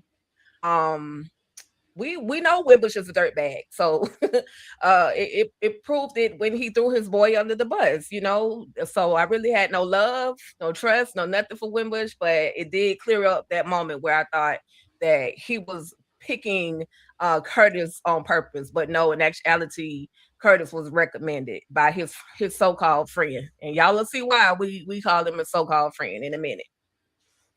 So chapter 29, we get into Curtis again, and the mission, it go off without a hitch, y'all. The mission goes down the way it is supposed to go down. I ain't even got to paint the picture for you. They executed to exactly. Perfection. It was executed to perfection. So I ain't even got to go into all the details. If you make sure you go read the book, go grab the book. You can see all the details, read all the words. Let me just tell you, it went down. It happened. And I'm going to get straight to the part because I need to know what y'all thought about this. So this is when the height of everything really starts to build up, and we get that first thing that happens. Curtis go up in there, do his thing, boom, boom, boom. Santana can't do ish. Santana just got to sit down because that's what his boss said. His boss said, stay down, okay? Don't y'all do nothing. They get up out of there. They almost to the thing. Yo, Reynard said the code word, blah, blah, blah. We out there in the thing, and then boom, shot. Somebody shot a shot, and now Johnny Boy is down, okay? Johnny Boy is dead, okay, y'all? D-E-A-D. He's out of there. He is gone. He is no more. He ain't coming back, okay? He's gone. But Curtis is sitting up there with a dead body at this point. And this is where we get the twist in the whole thing that I really didn't expect to see this coming. I really thought that, I'm going to keep it real with y'all. I really thought that Johnny Boy was going to get away and that we were just going to, or that he was going to kidnap him or that something else. I thought it was going to be something else that was going to happen. And I thought that, because I did know that there would be a twist, but I thought that it was going to be Johnny Boy that was pulling the strings with this twist and that it was going to be something with Wimbush. That's what I thought. I never expected this one, that that Johnny Boy would get shot and that Curtis would be the one that would get blamed for it. And that's where we get to the next escalation. I need to know y'all thoughts of what y'all thought about that. Kira? I was ready to knock all this stuff over. That's why I said I'm gonna get up in the morning and have my coffee and find out what happens. Because I was like, y'all not about to do my boy like that. Like I said, the plan, like you guys said, the plan was executed perfectly to perfection. We were sticking and moving. Johnny Boy was talking his ish. Curtis was like, "That's cute. Keep it moving." And we was about to get the thing done, and then bam. So I was like, I know y'all didn't set him up. I know you didn't. I know you didn't. I was waiting for Lauren, somebody to pop in, but that was the end of the chapter. So I was a little, my adrenaline was flowing. Okay. I was about to ride out. My adrenaline was going. I didn't appreciate that. Okay. Girl, I didn't either. I was so pissed. I was like, what is happening? And that's why I kept going. Like, if I'm keeping it real, this chapter is what made me say that I can't stop. Like, I need to know. And I did try, y'all. Like, I really tried. I turned it off. I tried to do something else. And it just kept bothering me. Mo, it did. It kept bothering me. Y'all know when I get fixated on stuff, I'd be fixated. And it kept bothering me. So, and I'm going to bring you in with me on this one. Ben said, go ahead. And I said, bet. So there we go. But you told us to stop at chapter. Exactly, Mo. Exactly. And then gonna send me a text message. So my girl, I just finished the whole book. No. What am I supposed to do with that? All right, sorry, thank you, Tika. Sorry, finish Ben. the book too. Finish the book I get too. it though. I get it. That was the chapter. I had none. I ain't gonna lie to you. I had none. If I didn't have something else to do, I would have probably read at least another 2 chapters. I'm not gonna hold you, but And see, I could have lied and said that I didn't, because I'm it probably would have just been better. It probably would have been better if you just like that. I cannot lie to y'all though. I cannot. Tika, what's your and then she started giggling and stuff. No, she didn't. I thought I went after, I thought I hated Wimbush, but it's clear now that Reynard is a sucker. Like, how? Why? Why would you do this to Curtis? Like, this was your friend. Y'all grew up together. You encouraged him to become, first you wanted him to be a marshal, but then he decided on the bounty hunter world. Like, you placed him in this world. Like, what the heck is going on? The whole, like you said, the intricate plot, it was very strategic. Curtis moved with precision. He did what he needed to do to get in front of Johnny Boy. And I'm gonna call him his 4 horsemen, because the Giddy Gang was not messing around, but then they were stuck. But then I was like, how y'all let this one dude take y'all down versus it's like 3-4 y'all plus the other ones done got took out? Like, Tika, he caught him by surprise. They wasn't expecting it. I was just seeing Curtis in like the vents taking people out, like that means was down. That's how my mind works. That means even the Giddy Gang, they was on that Haitian hookah, and can be, they can be taken down too. So, I love the whole moment. He caught him slipping. He caught him slipping. He caught him slipping. He definitely caught him slipping. I liked it though. I liked it. And then the whole outside thing, the moment where, I felt like Johnny Boy, spoiler alert, if you haven't read the book, go get it anyway. Curse.com, but I felt like Johnny Boy was gonna be up out of there. I just didn't know by whose hands. And then the ultimate plot twist. The ultimate twist. Scrambling up. I ain't gonna lie, y'all. I thought that. Go ahead. I'm sorry. No, just them scramble up the communication. I was like, no. Yeah, Right, that was okay. wild. Right. I thought that this is what I really thought, y'all. I thought that when they got outside, Johnny Boy had another plan. I said, Johnny Boy smart as hell. This not finna That's go what I thought down too. like this. Something else finna happen. And I thought he was gonna get away. And now he was about to set his sights on Cousin Curtis because we got all this part left in the book. So now he about to set his sights on Cousin Curtis. And now he about to set him up in some kind of way. That's what I really was thinking. Because I just didn't see Johnny Boy going. Like, Johnny Boy can get a repass at this point. Like, I'm not mad at it. Johnny Boy didn't put up no fight. Didn't do nothing. Yes, he can get the potato salad. He can get the macaroni and cheese. Johnny Boy. I'm going to get him some ribs. Because forget this. We in Texas. We about to get some ribs. We about to get good old-fashioned barbecue. Got to get brisket up in here. Okay? Like, Brisket. I'm sorry, was getting but Johnny into Boy it. is an amazing villain, and I was like getting DMs. I was getting DMs, and they was like, "Yo," they was like, they love this character. They was like, "How can you kill this character?" Right. Exactly. That's what I said. I said, "Oh my God!" Like we just needed him to live. I was really like expecting like a world where we would still be chasing him at some point, and like I had this whole thing set up in my mind, but.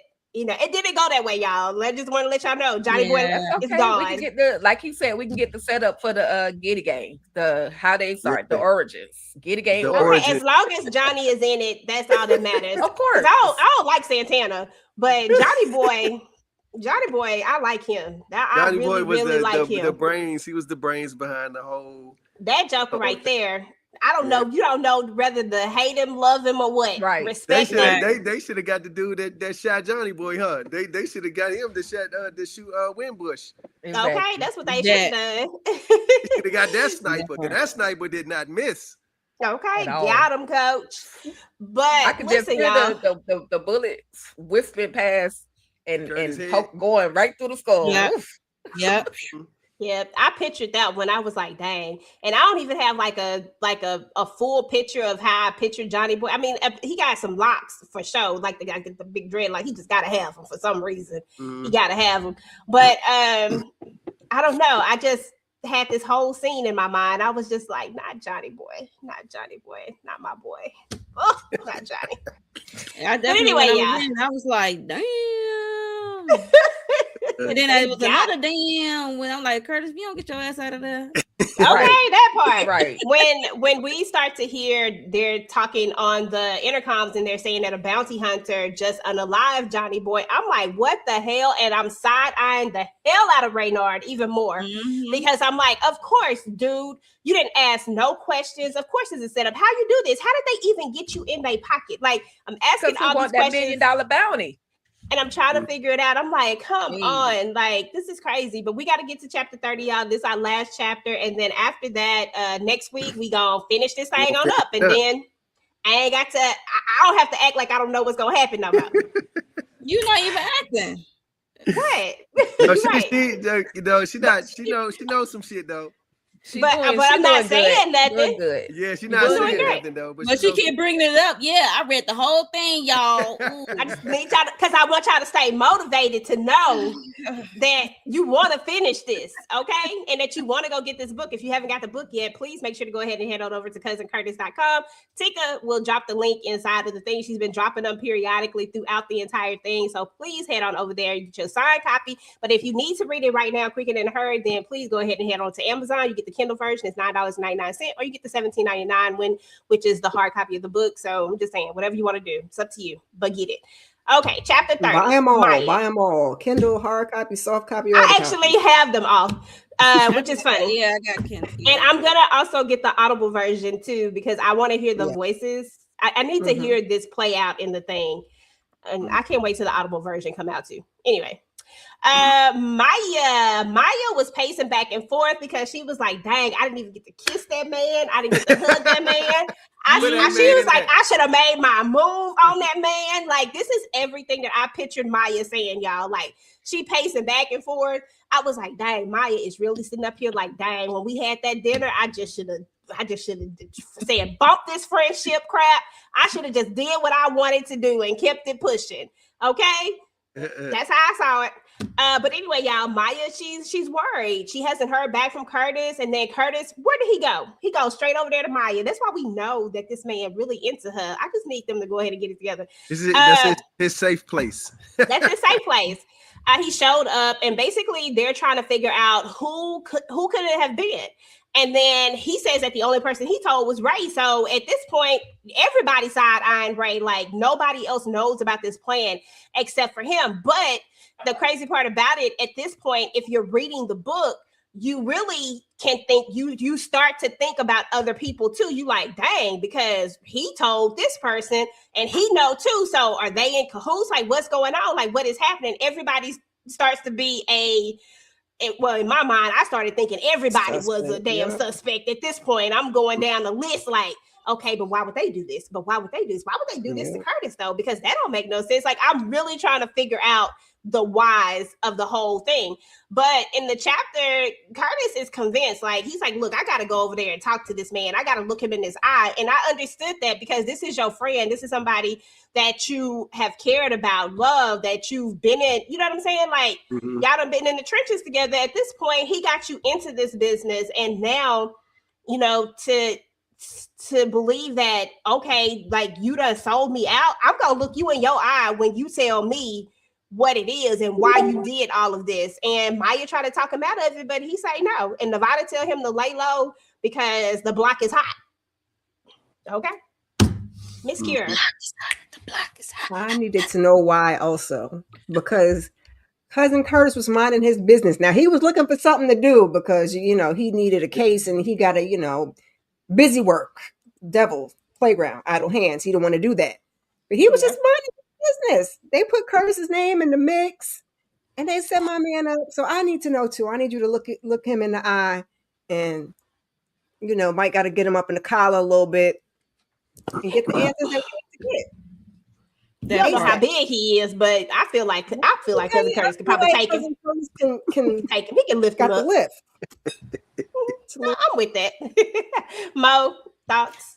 Yeah, Raynard definitely need to be questioned, and yeah, he definitely need to lay low. But is he gonna lay low? He gonna try to find Raynard. It was just crazy. Like his pictures already up on the news. Like it's like what in the heck? I mean, he just visiting. He just came from Atlanta. Like what the heck? I mean, he was on the scanner before he could even drop Bobby's body, Johnny Boy's body, child. Right. Okay, which shows that it was like the biggest setup. And the crazy part about it is that this has been a setup from the very start of it all. Like that was the whole plan. That was mad crazy, y'all. That was the plan. That to take down somebody who takes down criminals for a living, that's really good at it. Yeah. But and then anyway, when we get to the next chapters, I'll leave into That's the crazy, right? That was the plan from the beginning. That's crazy. That was the whole plan from the beginning. So we got to see how this thing plays out. For But sure. yeah. So I can't wait for y'all to finish it. I can't wait for us to finish it either. Tika, you go. I just hope we are at the end of this whole thing. We are sending Raynard back to Waycross in the box. Damn. That's all I hope. I don't know what we're gonna get, but I just hope, because that's like the ultimate betrayal. Like, how can you do that's your friend? Like, man, what about your friends? But there's no justification. I don't care. We can't say that his actions were justified. You knew what you were gonna do from the very beginning, and who else? Cousin Curtis is like a ghost. So how do they even have this man's picture? Like, come on now. He was ready. I'm ready to get into the next family or nothing either. That's crazy. Right. Okay, because I'm about tired of that family word. And you just use the word family one more doggone time with these crooked people. I'm so tired of them. But listen, y'all, I love yes, absolutely. Y'all, that was the end. That was chapters 18 through 30. I went a little bit over. Sorry, guys. I didn't mean to keep y'all here this long. But that that was 18 to 30, but this is a great conversation. The book is heating up, so just know that we might end up staying a little bit longer sometimes when stuff start heating up. It is what it is.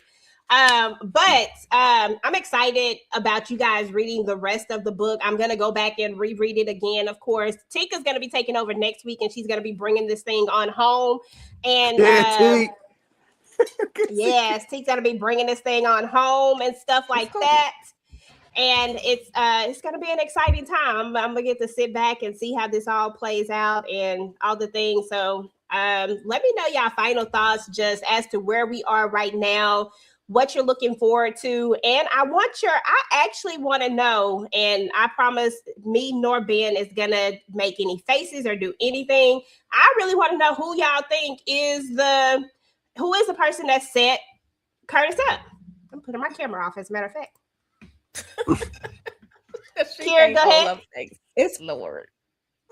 Reynard, I don't know who he's working with now. That part I couldn't tell you. That'll be interesting to find out. But I know cousin Curtis is going to kick behind and take numbers, and we're going to tie this up in a nice little bow. Okay, what we're not going to do is put it on cousin Curtis. So I'm excited to get to the end. But I'm not too sure who he's working for or who put him up to it. But I'm anxious to find out. Okay, Mo, any thoughts on who you think it is? Nope. No, I don't. I don't thought. Okay. Yeah. T. I agree with Miss Kira. Reynard, we put you in the box, bro, and we sending you back to Waycross. Pieces in little itty bitty pieces in a small box. But I don't know. It could be Reynard and whoever. I don't know who he's working with just yet. Again, like I said, I just love the whole twist, and I feel like there's some other twists that's gonna come before we get to the end of the book. So I'm ready. I'm just ready. Okay, that's what's up. Listen, shout out to everybody who came through. You guys have been in and out, coming in and out, and y'all do look at this on the replay, so I appreciate it. If you watch this on the replay, please make sure to drop down and type in #replay squad. Let us know that you came through. Let us know what you thought about it. If you have not gotten the book yet, then please head on over to cousincurtis.com. That is with 2 Z's, right? And purchase the signed copy of the book. Otherwise, if you want it right quick and fast, y'all already know Amazon, Kindle, $9.99. Y'all can get that thing and then go and buy the book and get the signed copy, because why not? You can frame it like Lori. Lori said, listen, I got my copy from Amazon to read. You got it bronze and frame. But all the copies, give away some copies. Valentine's Day is coming up. Get a loved one a book. Get your mama a book, your auntie a book, your sister a book. Come on. Right. And get everybody a book, and y'all can create a book club reading. Start your little book club. Yeah. Come on. Okay, because what we really trying to do is get this thing to the New York Times bestseller list so we can go ahead and get this limited series. Yes, come on. Period. Okay, it's gonna be up to y'all. Right. That part. We're gonna see if y'all really want this show. Listen, y'all heard that, right? I done bought a ton of copies, so okay. I want it. I done bought my copies.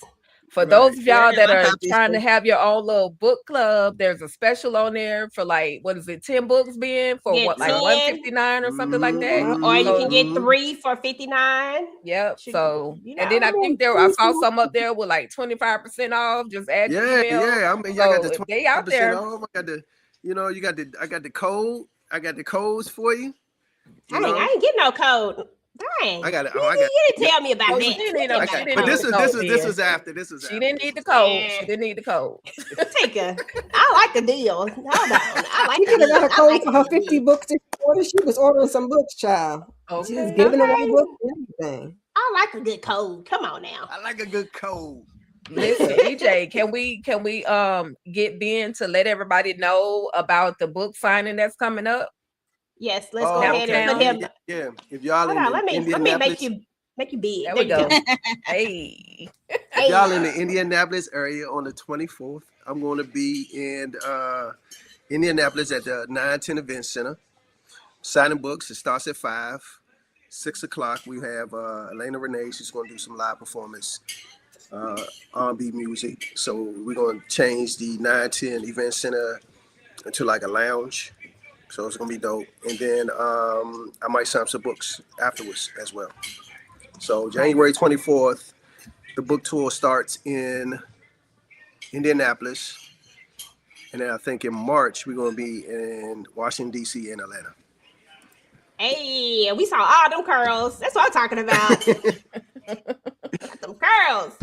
Listen, y'all, seriously, this has been dope. This has been so much fun. I'm actually sad that it's ending because we only have one more go around left, but this has been a really, really good read. Again, I promise you, this is a great book, y'all. There is no cap to this. This has nothing to do with Ben sitting right here. We thank him. We appreciate him. But one thing about me, I'm always going to keep it real. I don't know no other way to be. This is actually a really, really good addition to the family business novels. And I think it just gives us this really good deep dive that we needed to get into to really get into the character of Cousin Curtis. And I like it. I hope that we can do something with Lauren at some point, because I think that that's another character that would be interesting to get to know outside of the family. So I don't know. I just think it's a great book and I think you all should get it. So we done told you where to find it at and how to do all the things. Now it's up to you. Go ahead and get it. And hopefully we can get this limited series going. Ladies, what do y'all got going on so that we can let the people know? Mo? Beyond the Gates, Married to Medicine, Sisters. Beyond the Gates. They just got an NAACP award nomination, didn't they? Mm-hmm. I saw that on the I'm pissed we didn't get one. Me too. Not get one. It's crazy. Me too. Oh my. But anyway, I think you guys can vote for the NAACP awards also. So go ahead and vote. Crazy that we ain't even get we ain't get a nomination. That nomination is tripping. Yeah, they got to get the nomination. Congratulations to everybody who got nominated. Yeah, for sure. So Beyond the Gates, you got anything else going on, Momo? No, that's it. I said Beyond the Gates, Sisters, Married to Medicine. Oh, okay. Okay. Yeah, if you're looking at any of those, make sure y'all head on over to Mo channel. Make sure y'all subscribe to the channel. Miss Kira, what you got going on, boo? Go catch the replay. Earlier I did a weekly huddle. We talked about Drewski versus the mega pastors. Okay, that was a good time. Also, we talked about MJB gonna do a Vegas residency. Okay, check that out. Good times. Tuesday we got a Married to Medicine panel. How'd you feel about the Drewski thing? Listen, I'm not a church girl, but I thought it was funny. You know, if y'all don't want to get laughed at, then don't do them things, because we can go pull up all the references. We seen you hang gliding on the church. You was flying across that church. I said, close the doors. I mean, how many times did I close the doors? The Christian Louboutin sons. I said no lies were told in this thing. It was hilarious as hell, and no lies were told. So why we mad? I don't know. I'm a Christian walking in the blood of Jesus. Going on and everything when he plays in my head on repeat. It lives rent free. I'm a Christian and I'm walking in the blood of Jesus. Impregnating. I was like, stop, please. Okay. It was so funny. I ain't gonna lie, it was funny. I think people just need to laugh a little sometimes, because comedians are gonna be comedians every single time. And it just is what it is. Like, I think right now, sometimes we be a little sensitive about certain things, but comedians have always done this thing where they take real life stuff and they make it funny. That's what makes it funny. Put a mirror up. Yeah, exactly. That's what makes it funny. If you were making it up, it might not be so funny. But the fact that y'all really be doing this, and you got your box of briefs in a bunch, I don't want to hear nothing about it. So okay, because girl, when they started playing the receipts, I said, "Oh, somebody did that for real." For sure. Yeah, make that much Social funny. Media That's got funny. all the receipts. Okay. The internet is undefeated. That's what people have to realize. Stop trying to go against the internet. The internet is undefeated, and they will get you every single time. They will go find stuff that you said from a gazillion years ago when you was on MySpace somewhere. They will go and find Black it. Planet. Okay. I'm telling you, bro. Black Planet. They gonna go find it. I'm telling you. That's crazy. Candy said a hit dog will holler. Amen. Okay. Tika Dushi, what you got going on? Okay, keep your notification on for Miss Kira. And if y'all want to check that out, I was actually over there when she was over there talking about that. We had a good old time. So make sure y'all check that out. Tika Dushi, what you got going on, boo? I am Saturdays, 3:15 p.m. Eastern Standard Time. I will be talking about his and hers. My brain does not have the capacity to talk the entire series by itself, so I have to break it down and talk about it weekly. I'm on episode 2. So I've already done episode 1. Y'all can go back and check that out, replay that. Everything else is Talk That Talk Media. We got a lot going on for you guys. And then I'm about to go hit the gym and hit this Ozempic so I can meet Ben Stevens in March for this book tour. Candy loves her. She on the way too, Tika. And me and Candy gonna show up will and be show out in in the ATL thing together meeting Mr. Ben Stevens, aka Cousin Curtis. But see, now Tika knows the difference between the two, so she won't lose her mind when she actually meet Ben. Okay. So yeah, I'm looking forward to it though. And again, not the Ozempic. Once again, congratulations on this book. I am super excited to continue reading it. I know I say this all the time, but I really am super excited because you were introduced to us as just Cousin Curtis in the kitchen, helping out the family from time to time. But now Cousin Curtis is literally standing on his own in this book, Curtis Duncan Bounty Hunter. So I'm here for it. Go get your book. We get to see the mission. We get to see the work. We get to see the work in this book. Yes. And I'm already ready for the next mission because I'm done with this mission. I'm ready for the next mission. Let's go. Okay. I'm thinking. Watch the show and read the books. You can read this book without reading the other books. Just go right to this one, and then order the other ones too, and then Okay, that part. Go right in. Yeah, she did. Candy ain't got no sense. Listen, they about to box showing up in that thing. It's pinned in everybody's chat too. So, girl. So anyway, y'all, as far as my channel is concerned, of course, this is what I do for Family Business Sundays right now. Since it was related to the family business, this is Family Business Sundays, and then of course, after we finish this, we'll go back to normal, just drops on Family Business Sundays. And then we did do his and hers. We did talk about that. So if you want to check that out, you can definitely check that out. We did a live over that. And then on Talk That Talk, of course, there's a ton of content over there on Talk That Talk. Tika and I should be getting out the rest of our Bridgertons later this week sometime. We have a his and her review coming over there as well. And then we have our reactions that are already up. We finished it. Welcome to Dairy, y'all. We about to start dropping our interview with the vampire reactions for season 2 as well. We did some petty debates over that. If you like Interview with the Vampire and you want to have that conversation about Louis being a extra, or you want to have that conversation about Lestat doing the most, because I'm trying to keep it balanced, then head on over there because we definitely are having those conversations. I think this week we're going to be talking about Claudia and the fact that she was a villain. At least I think so. Tika, otherwise. Wrapped up Force. So, we'll see. And then, yes, we did Force. So Force, we just had our last thing on that one. And then also, don't forget to check out our interview that we did with Miriam Hyman. And we have 2 interviews coming out. We have Ben's interview coming out this week. And then we'll have Diggy's interview coming out the week after that. So definitely check those out.